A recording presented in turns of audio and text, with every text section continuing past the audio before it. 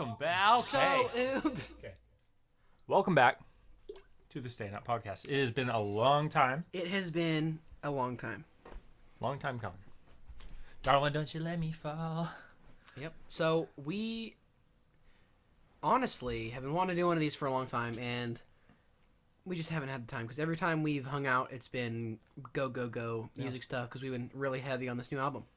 Life just happens. I'll tell you, I was looking the other day, and I hadn't posted anything. I didn't post anything in 2025. Like music? No songs. I posted zero music in 2025. Really? You posted one song, White Force Energy. I did. Which the masses seem to like. And by masses, I mean... But the whole year, that's all we released. But you would never know how much we were working behind the scenes. Yeah, because we've been working on this album where we're I think it was an idea in 2023. Maybe not. No, because it was when we went camping at Sun Lakes. No, it was with your cousin. Yeah. We were camping with your cousin and the family. That must have been early 2024 then. Yeah. It was like spring of 2024. And we had this idea for... Yeah, like what? We've been working on this album like 2 years now? It's been like 2 years. I remember we performed songs off this album. What was that? When did we do that? That was May of last... No, it was 2024. It was March of last year, wasn't it? It was 2024. I'm pretty sure it was 2024. No, it's 2025. For sure. Unless it was the end of 2024. I don't know. It was a long time ago. It was way too long. This has been way too long. And so yeah, it's very exciting that we're going to finally get it out. Yeah, so we're back. Do we want to tell them what it's called? Go ahead, you do it. It's we're calling it Pyromania. We went back and forth a little bit, but I think we're pretty set on that for a while. Yeah, so we're really excited to put this out. We've been working on it for a long time, and yeah, we're getting back to it. We're hanging out today. We're gonna work on some stuff today and tomorrow. Just I don't know. We'll do whatever. We'll record some songs and we normally just flow because it's interesting. Because every time I'm over, dude, it's always we have so many ideas and I never get anything done. I have a list on my phone every time I come over of things I want to get done, and we never do it because we're always caught up in random other things. Yeah. So. Yeah, there's some things I definitely want to do while I'm here. It's just funny. I feel like the dynamic changed because I remember back in the 12-10 days where we would just be locked in. Like, that's how we did with Corrupt and all that. We were just locked in. Like, the whole time we were writing, we were re-recording things like 40 times. Do you remember your verse on Shakespeare when you go really fast? My gosh. We had, changed the lyrics 14 different times. And he probably had 45 different takes of... I think I counted, and it was like that, of that very fast part at the end. Anyway, we locked in. It was still bad. The best way I can describe it is we were, back then we were... It was flow partners. State. We were business partners first, and music second. Yeah. Well, we barely knew each other at that point. During almost all the recording of 1210, we... Here, someone's at my door. I gotta go shoot them. During the... most of the recording of 1210, the whole album, we had been just meeting, or we had just met each other at least. So it was how long did it take us to make 1210? The whole album. I think even that was. That was 7 months. It was I think it was 7 months. I think that's pretty accurate, which is crazy. Listening to an album, you would never assume it takes that long to do. No, because people are always asking me, my girlfriend's always asking me, she's like, Why are you taking so long? What's... It's a valid question. You need to drop more music, or there's people I know that'll be like, yeah, what's going on? Why aren't you dropping anything? And I'm like, well, you see, when I go to my friend's house, keep in mind, my friend, we get distracted and sidetracked with other things. And also, another thing that I don't think we take into account until we're actually doing it is that you can make songs, and if artists just worked like everyone thinks they do and they just make a song and then they release it, we'd be making a lot more music. But how often do we make music and not like it? We'll make a song and hate it and not want anyone to hear it. Yeah. And that's something people don't take into account. And that's something that you kind of have to get over as an artist. Unless you're Lil Wayne, Jay-Z, Juice WRLD, R.I.P., you're not pumping out songs like a dough factory. You're not just pooping them out and putting them on streaming services. Yeah. It's they take a long time. And especially when you're trying to go for a feel or a vibe and it just doesn't come to you, or for me, I know for sure. Like I have to get into a flow state of just writing and not even caring about the how it's gonna sound later. I just get it all out on paper and then I'll go back and fix things. Like you have to get into that state. I don't know how you feel about that, but yeah, I'm sure you have a different writing style than I do. I mean, I don't have a set writing style either. Like I'll just do things differently. But I will say, sometimes, because I bet both you and we could just pump out a song right now, and if we released it, some people would really enjoy it. But then some people would hate it, and some people would really enjoy it. But we wouldn't. No.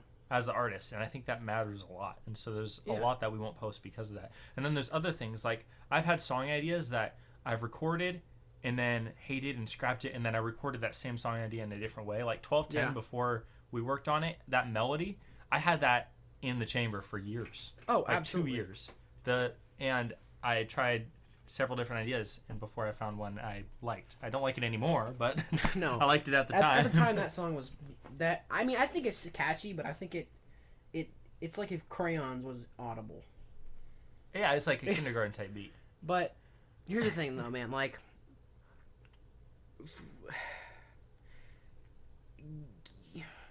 hold on. Getting on the same wavelength as two different artists working with ADHD is hard. So what I feel like we've done more recently is we just kind of experimented around, and we don't have like a really like a set goal necessarily. Like I have things that I want to get done while I'm here, and like things that I want to, because we don't have a studio. We're in Randy's house. Like we're in his room. Like right now, the setup is we have our Audio Technica microphone hanging from my loft bed downward, and we got a couple random rinky-dink chairs. Like I'm sitting on an elevated chair, and Mr. Schaff over here is in a squat little spinny do. So it's not a professional setting by any means, but I feel like as artists, you got to work with everything that you can. That you can, you know, like. And there are times where, and here's another thing I was thinking about the other day. There are certain songs where they suck and they're bad, rap songs specifically. And you look at the credits, and over like 14 people write the song. How is it still bad? And we can make a song better, but we write our own lyrics. Like, I don't understand that. And we don't even maybe that's the reason, because when you have one person writing a song, generally it actually means something because it's coming from this person. Yeah. Where you have a whole bunch of different people, it's just like throwing words around. You know? Just to make a hit. This word sounds good with this word. It's like word soup. It's like it's not.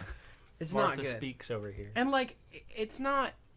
Their mainstream songs aren't bad, but I feel like it lacks personality. That's why I enjoy people like Noah Kahan and like, you know, those more, not independent, but like more lone artists that have that type of feel to them. But like Randy's incredible at songwriting. I think you're really good at songwriting, and appreciate. You are more of a diverse artist, and you have more ability in a diverse sense than I do. And that's something I want to work on, and I'm inspired by, honestly. Yeah, I've been working on more indie type stuff. But that will change in the next month or two. Yeah, I know. I'm trying to get as much out as I can while I'm on this kick. Yep. But yeah, we'll see how that goes. Yeah, you know, and it's gotta ride the lightning. Ride the lightning. That's right. Metallica type beat. Yeah. Yeah, for sure. Yeah, I think we got a lot of good stuff coming, and honestly, just for me, like I was at a place where I wasn't writing much because I felt like everything sucked, and that's what I was gonna say. The hardest part about like this album, for example, is by the time we're actually releasing it, we hate most of the songs. So we're like, yeah. So I want, like we were saying the other day, you're like, I want to just get it out. So yeah, because if I waited any longer, I wouldn't want to put it out there. I'm like, I'm done with this. This is not good. Because I know they're okay songs, and I spent a lot of time on them, and I want them out. But just right now, I've listened to them too much. I've had to work on them too much. I'm just like, let's get out of here. I want to go to the next thing. Exactly.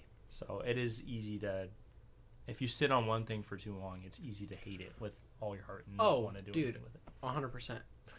There are so many songs that I haven't released because I don't like them. Yeah. And there are so many songs that are hidden in the vaults of Randy's cakewalk files that I've forgotten about, probably. And those are the type of stuff that you come back to and you're like, this is a hit. We just last time, like last week, we were listening to a song that we had made, and it was a hit. Yeah. Like, we should work on that today. We should, or tomorrow, because we have all the time. Tomorrow, that's right. Yeah. So, yeah, I've been having a lot of fun, man. I enjoy. And here's the thing, this is something that. This is not, for me at least, music is not something that I do as like a job as a job. As a job. I treat it as my way of expressing myself and how I feel. Mm-hmm. And it's not, that doesn't always mean, for me at least, doesn't always mean like, oh, I hate my life, this is horrible, or this is going great. I'm not necessarily talking about my feelings. Like for me, it's, I portray my artistic manner, or my artistic ability in a way that's digestible for other people. Because I feel like I'm just doing word gymnastics. Like, that's what this new song, like, as of recording this, I'm dropping a new song tomorrow, actually, called Hammerhead. And that song was just me goofing around in Brazil. I was in Brazil and I wrote this song for a different beat. And then I was like, Randy, I hate this beat, but I love this BPM. And he just made a whole other beat. I don't even remember. Was that another beat I made? It was. Oh, was it Eduardo? No, it was IBPM. Something like that. IPPM. Oh, yeah. What did that stand for? Ipanema. It was ChatGPT. Ipanema. Like is it a place in Brazil? Yeah. Okay, Ipanema. That's funny. So he was in Brazil, and I was constantly making him beats, like, every other day or whatever. And a lot of them were good. And I tried to make them Brazil-themed names and stuff and, like, sounds. Cougar type. What was it? Jaguar type beat? Jaguar. Yeah. Which was, some of them were good and usable. Some of them were okay and he couldn't use them. And then some of them were probably bullcrap. But, it's just how it is. I was just trying to get him some things to work on when he was on this trip. And, like, that's what I need as an artist is I need song. Like, even if I don't end up using the beat, I will write it for a beat. And then I'll either like it or I won't. And I'll keep the lyrics, which ends up happening a lot. And I'll put them on another beat. Like Mata Leão, my song, which now that I speak Portuguese is not the way you say the word. How do you say that word? Mata Leão. So you have the nasal sound. And that's the thing about Portuguese is that I'll get into that in a little bit. Anyway, sorry, track. Go ahead. What was I saying? I don't know. I ruined it for you. Anyway, Mata Leão, the song that was made for a beat that had a bass to it and a snare. Oh my gosh, it was awful. It was horrible. I made it. And you put the bass on there and just like, boom. Yeah. I thought it was so tough. So bad. I was like, Jackson, and so I put sure, go ahead. Take the bass. Did I do the bass? Maybe I did. I think you did the bass. You're like, yeah, that. And I was like, that's 2 note. Fine. It was so stupid. Anyway, that song. That beat. The original version of I like that song, though. And, like, the only... No. Huh? And then you made a beat, and then... Yeah, I made a beat. I remember... The only beat that he hasn't made, or that I haven't, we haven't collaborated on, that I rapped on, is Mastiff. That was from Lethal Needle.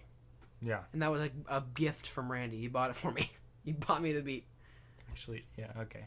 No, what I was saying... Sorry, you want to say something? Go ahead. I was going to say, Mata León, it was funny. That was one of the beats that I made, and I didn't think you would like it, so I didn't show you. Really? And you found it on my computer one day, and you're like, what is this? and I was like, oh, I didn't think you'd like that. I liked it, so I don't know. I was like, yeah, I'm going to use this. Wow. It was one of those. And, like, okay, so I train Brazilian Jiu-Jitsu, and I just was starting out when I wrote that, and so I didn't know any Portuguese. And then I actually went to Brazil, and I learned Portuguese. And I learned how horrible my pronunciation was on that song. So I want to apologize to all my Brazilian fellows out there. I am very sorry, my fellow brasileiras and brasileiros. When did you start BJJ? I started BJJ April of 2023. Okay. So I've been doing it almost 3 years. It'll be 3 years in April. And okay, so after I actually have a comp coming up next weekend. So next Saturday. Oh, really? Yeah. So yeah, Brazilian Jiu-Jitsu. For those who don't know, it's a grappling martial art. I have a lot of bars actually in my music that are referencing BJJ, because I'm just a nerd like that.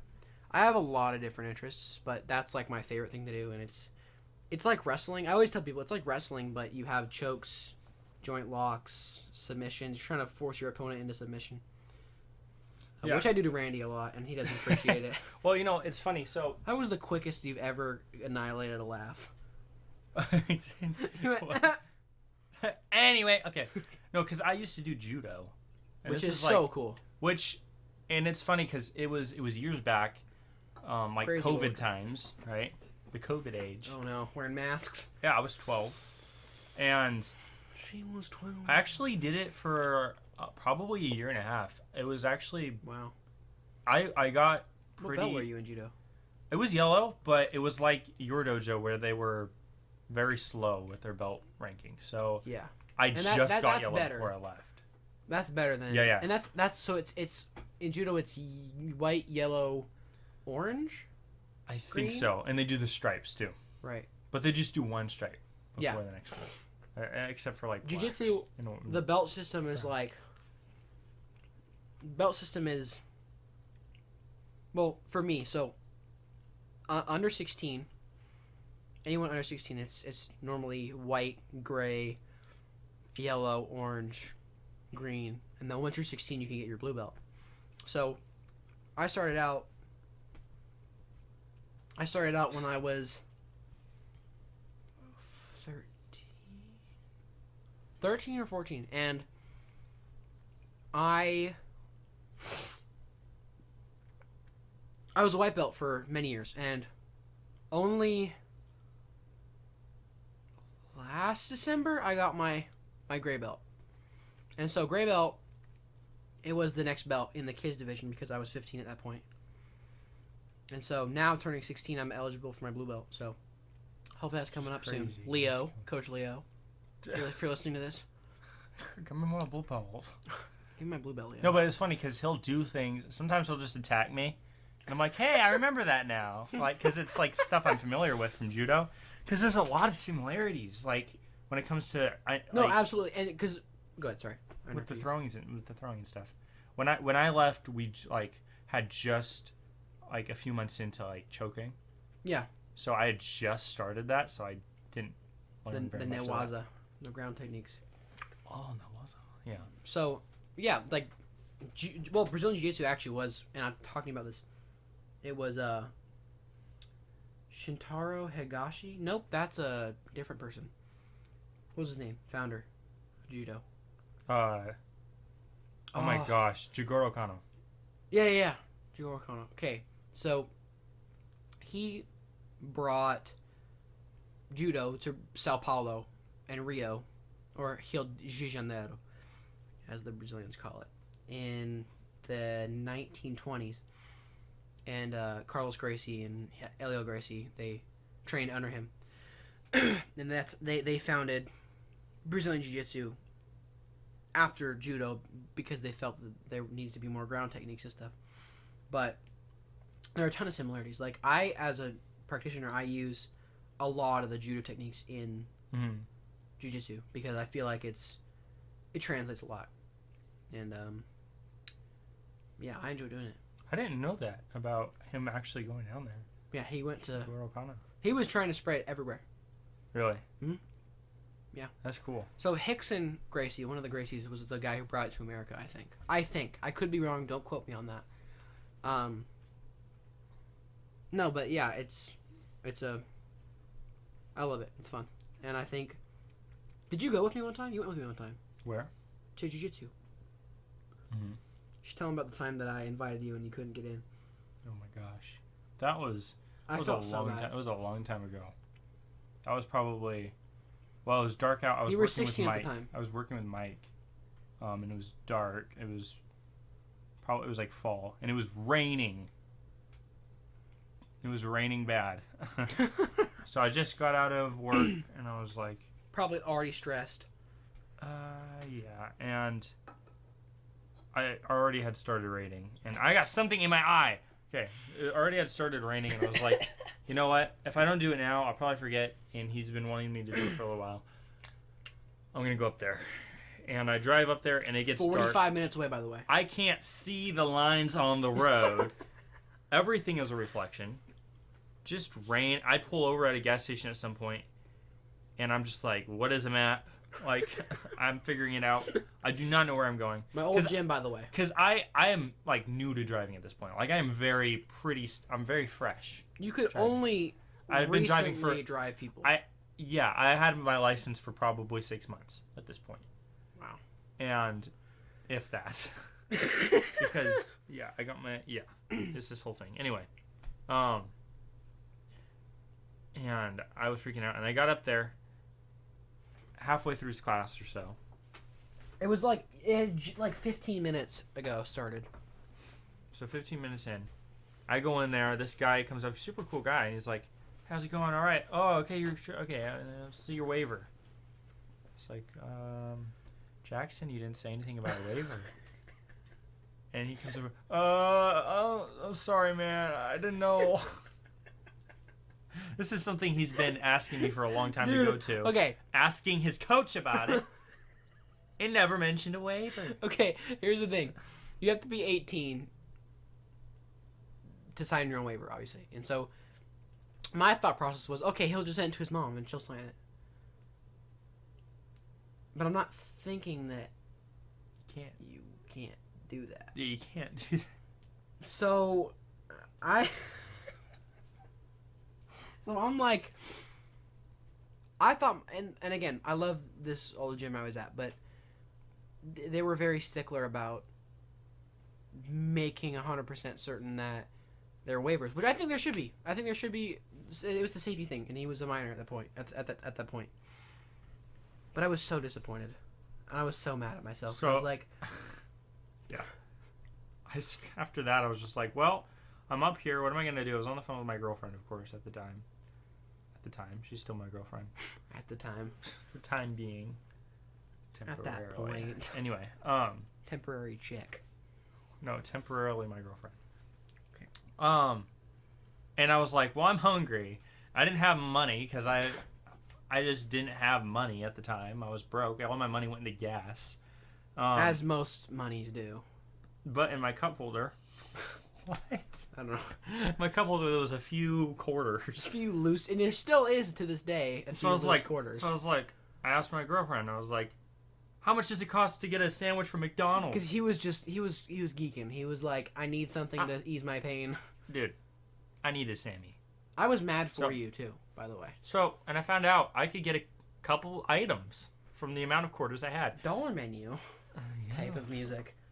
And I was so excited. I went through and I ordered in a really bad British accent. And did you really? Yeah. That's so cool.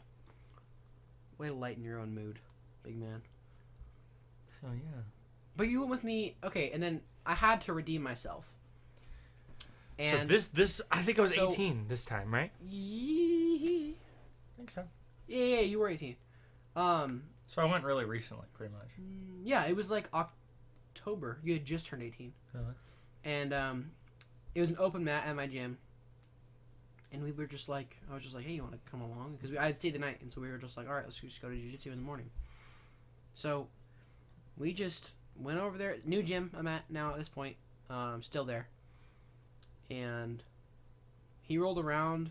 And I told my buddy, Evan, I was like, just don't leg lock him, please, because I don't want him to get hurt. Is that the one I rolled with, Evan? Yeah. And then super cool, dude. Then I was like, I forgot I had taught Randy some stuff. And then Randy pulls a knee bar and taps out Evan with a knee bar. And I'm like, well, I just told him. Oh, I forgot about that. I tapped him out. And I'm sure Evan was surprised because I was like, Evan, just don't leg lock him because Evan's a nasty leg locker. So I'm like, please don't leg lock him. He leg locked him in return. I didn't. You just kind of grabbed his leg. I really felt it out. Like I didn't have any moves in my head. I didn't know. I was like, okay, we're going. And I just like the instincts had to kick in. I'm sure that all those old judo instincts had to kick in. Old judo instinct. Instincts. Okay. Is that a word? instance? I don't think so. Sounds like some sort But of. you did grammar. good, and it was no-gi, so there wasn't any grips. So and that's different, I'm sure. Yeah.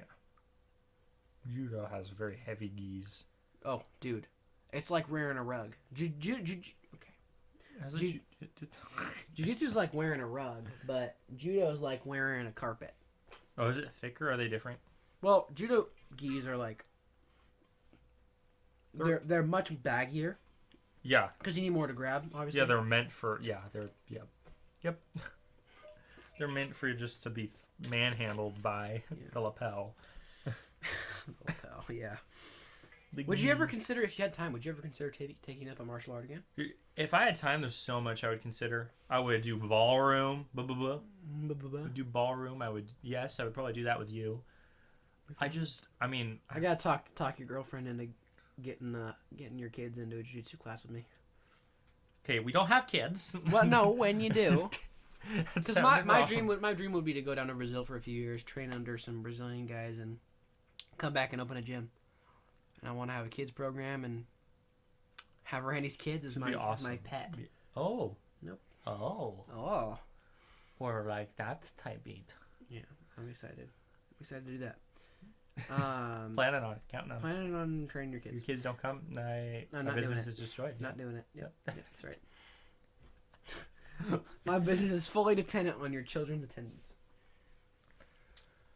Yeah, I mean, I'm sure opportunities will arise.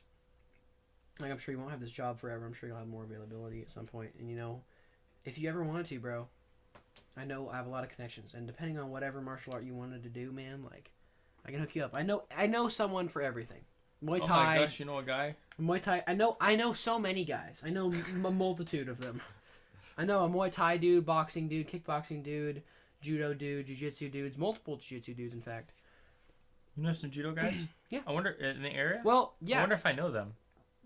Well, there was a guy, his name is Jeremy Simitek. Shout out, Jeremy, if you're watching. Or, you wouldn't be watching, you'd be listening. Shout out, Jeremy. Jeremy's, he trained, judo Olympian Travis Stevens. And he's a gold medalist in the Olympic judo. And he trained him. So he's a super good judo coach, and he goes to my jiu-jitsu gym. So that's wild. Yeah, who did you train under? You remember his name? Yeah, well, there's a few different people. So was it Harai? Jason Harai? No. The dojo is called Sakura Con. Oh, cool. It met at the YMCA, which is a great place to do it because it's a bunch of people. They were doing it like they weren't making money off of it. So you weren't like paying, or was it with your membership? So it was with the membership, but these guys weren't making money. So that's the thing about judo is the organizations like the IJF is just like they a lot of people don't make money because they want opportunities for people to learn. So yeah, honestly, a lot of people don't make money. So Gordon is my aunt's father. So biological uncle. He married my aunt. Father. He's died. He died now. He died like 5 years ago. Okay. Or so. So Gordon was like the big kahuna. He had the belt. Like it's the coral belt. It's like the final black belt, but it's not black. It's like coral? It's white and red. Yeah, coral belt. Yeah. He had that. It was your aunt's dad? Yeah. Oh, cool. On what side? My dad's brother's wife's father. Wow, that's a connection. Yeah. That's super cool.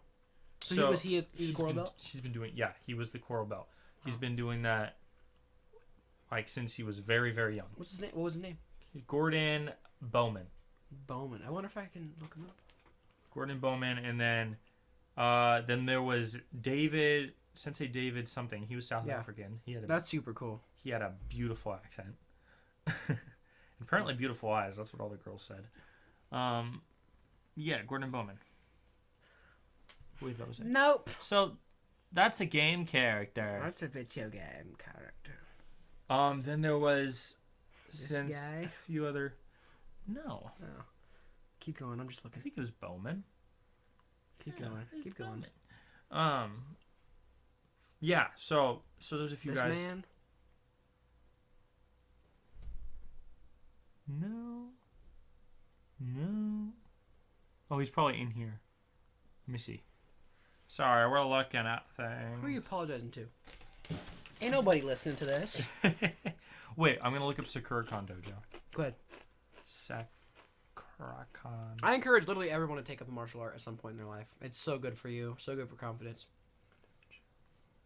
Hey. What? I don't know. Oh. Oh. You find him? Probably. Let's see. No, I didn't. Take a little pickle chip break. This is their icon. I know it's them, Oh, but sweet. very small. Mm-hmm. Hey, I have a little bit of a... Yeah, David O'Callahan. It's probably him. I think he was in the military. I think David. You know, a lot of military dudes are in jiu-jitsu.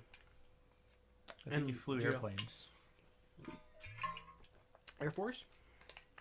Yeah. It's cool. You know, a little bit of a topic change, actually, you guys. I encourage anybody, any dude, who is 6 years old to 18, do get into ballet. Get into dance. Because a lot of people don't know this about me, but I'm actually a ballet and ballroom dancer. And I've been doing that for about 2 years now. 2-3 years.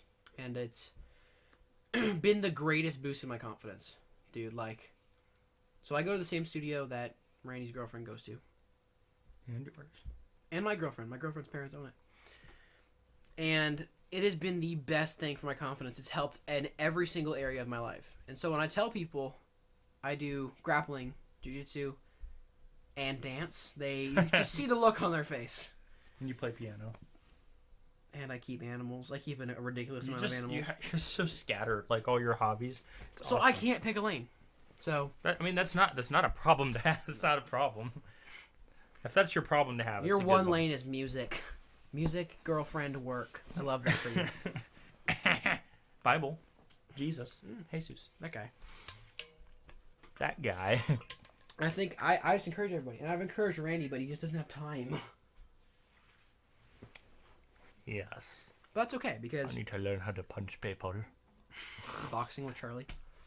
Oh, yeah, my brother boxes. Does he? You just said that. What?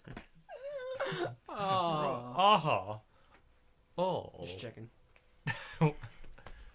Anyway. I said... Shaq? No, I can't say that.